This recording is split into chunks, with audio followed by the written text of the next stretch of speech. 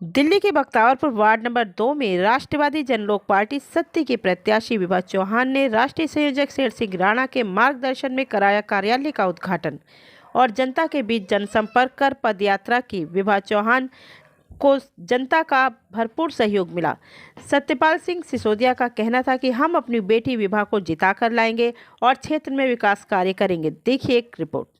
राणा जी, आज भव्य उद्घाटन यानी कि नगर निगम के चुनाव हो रहे हैं और विभा जी ने भव्य उद्घाटन किया है और आपने आप सीधा काटा है। क्या लगता है, क्या उम्मीद है? उत्तर प्रदेश के चुनाव में भी आपने तैयारी की है, एमसीडी की तैयारी हो रही है। देखिए, आज जो एमसीडी का चुनाव आने वाला है दिल्ली में, वार्ड नंबर 2 से हमारी बहन विभा चौहान जी यहाँ से प्रत्याशी रहेंगी राष्ट्रवादी जनलोक पार्टी की, और उसी के कार्यालय का आज उद्घाटन का शुभारंभ हम सब ने मिलकर किया है। और वैसे तो जो सतपाल सिंह सिसोदिया जी हैं, जिनकी पुत्र वधू हैं विभा चौहान जी, समाज में रह के सामाजिक रूप से कई वर्षों से लोगों की भलाई के लिए वो सब काम कर रहे हैं और लोगों की ऐसी इच्छा थी कि भाई अब उनको चुनाव लड़के और सरकार का एक अंग बन के लोगों की सेवा करनी चाहिए।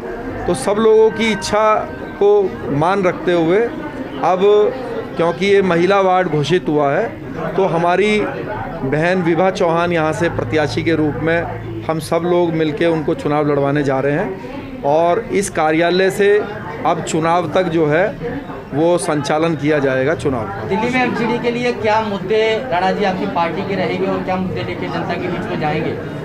देखिए, लगातार यहाँ पे अगर हम एमसीडी की बात करें तो भाजपा का वर्चस्व रहा है और प्रदेश सरकार में आम आदमी है काफ़ी समय से, और दोनों का एक तरीके से हम देखने में आ रहा है कि दोनों की लड़ाई का जो है खामियाजा वो पब्लिक उठा रही है। तो हम ये प्रयास करेंगे कि बख्तावरपुर जो ये वार्ड नंबर 2 है, यहाँ पे अनेक तरह की समस्याएं हैं जो दोनों के लड़ाई के कारण एक तो लोग परेशान हैं और उसको पूरी नहीं हो पा रही है। तो हमारी जो बहन है विभा चौहान यहाँ से जब जीत जाएंगी तो जो इस वार्ड की जो मुख्य 2-3 समस्याएं हैं उनको जो है ये दूर करेंगे। दिल्ली में कांग्रेस है, आम आदमी, कैसे आरजेपी लड़ाई लड़ेगी इन तीनों पार्टियों से? देखिए, हम किसी पार्टी से लड़ाई लड़ने नहीं आए, हम लोगों का दिल जीतने के लिए काम कर रहे हैं। हम किसी से लड़ना हमारा उद्देश्य नहीं है। हमारा उद्देश्य है लोगों की सेवा करना और यही प्रयास है हमारा सबका। क्षेत्र की जनता से क्या अपील रहेगी आपकी? क्षेत्र की जनता से अपील रहेगी कि उन्होंने समय समय पर भाजपा को, कांग्रेस को, आम आदमी को अलग अलग प्लेटफॉर्म पे मौका दिया है। राष्ट्रवादी जनलोक पार्टी सत्य को वो इस बार वार्ड नंबर 2 से मौका दें, बहन विभा चौहान को जितवाएं। तो मैं और हमारी जो प्रत्याशी हैं, हम सब वादा करते हैं कि इस क्षेत्र को इतने अच्छे से विकास करेंगे कि अगली बार हमें शायद वोट मांगने की भी जरूरत नहीं पड़ेगी। राणा जी, जिस तरह आपने देश को गौरवान्वित किया है वो सभी जानते हैं। आपका बैकग्राउंड तो राजनीति बहुत ज़्यादा नहीं है, लेकिन इंसानियत के नाते जिस तरह आपने भारत को गौरवान्वित किया है, तो कितनी खरी उतरेगी आपकी पार्टी? क्योंकि आप पार्टी जो आई थी वो विकल्प बन के आई थी, वो कहीं ना कहीं टूटते नजर आ रही है। तो आपकी पार्टी किस तरह से विकल्प बन के आएगी? देखिए, हम लोगों ने इस राष्ट्रवादी जनलोक पार्टी का गठन करीब 3 वर्ष पहले किया और हमने सबसे पहला चुनाव हरियाणा में लड़ा और बहुत अच्छा मत प्रतिशत हमें वहाँ प्राप्त हुआ था। मैं आपको बता दूं कि आम आदमी पार्टी, बहुजन समाज पार्टी और अनेक दलों से हमें दुगने से तिगने वोट जो है हरियाणा चुनाव में मिले थे, विधानसभा चुनाव में। और मुझे विश्वास है जिस प्रकार से हरियाणा के जनता ने हमारे ऊपर विश्वास किया था, उससे भी अच्छा समर्थन हमें यहाँ पे दिल्ली के एमसीडी चुनाव में मिलेगा। सतपाल जी, थोड़ा सा आप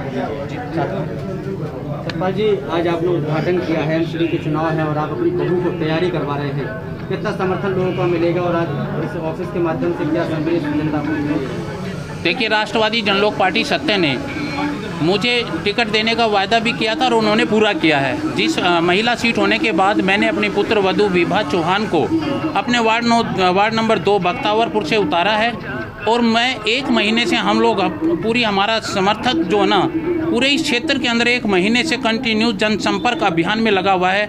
यहाँ पर आप देख भी रहे हैं, भीड़ को देख करके जनसंपर्क अभियान मेरे पूरे वार्ड क्षेत्र का हमें सहयोग और आशीर्वाद मिला हुआ है और हम ये सीट विभा चौहान हमारी पुत्र वधू है, उसको हम जीत दिला कर रहेंगे और हम जीतेंगे भी क्या पक्का। कुछ कमियां क्षेत्र में देखने को मिली है कि जीतने के अगर लोग समर्थन करते हैं तो क्या कुछ कमियां जो आप पूरी करेंगे?